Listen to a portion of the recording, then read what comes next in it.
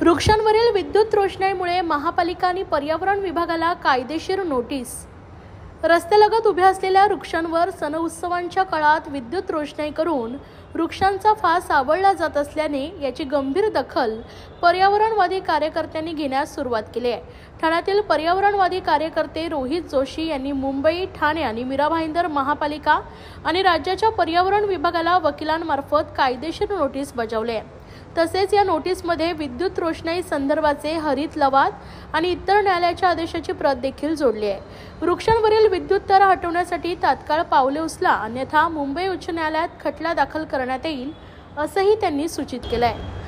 मुंबई महानगरात सण उत्सव, सामाजिक खासगी कार्यक्रमाच्या कालावधीत मोठ्या प्रमाणात विद्युत रोषणाई केली जाते। परिसर आकर्षित दिसावा म्हणून रस्त्यालगत असलेल्या वृक्षांच्या खोडांवर आणि फांद्यांवर सर्रास विद्युत तारांद्वारे रोषणाई केली जाते। हा प्रकार मागील काही वर्षांपासून वाढू लागला आहे। तसेच शहरातील तलाव, नैसर्गिक जलस्रोत येथेही रोषणाई होऊ लागले। या रोषणाईमुळे वृक्षांच्या वाढीवर परिणाम होतोय। अनेकदा तारांमध्ये बिघाड होऊन वृक्षांना आगीही लागतात। वृक्षांवर लहान मोठे कीटक असतात, त्यांच्या प्रजनन संस्थेवरही परिणाम होतो। त्याच पार्श्वभूमीवर रोहित जोशी यांनी पुढाकार घेत महानगरपालिका तसेच राज्याच्या पर्यावरण विभागाला वकिलांमार्फत कायदेशीर नोटीस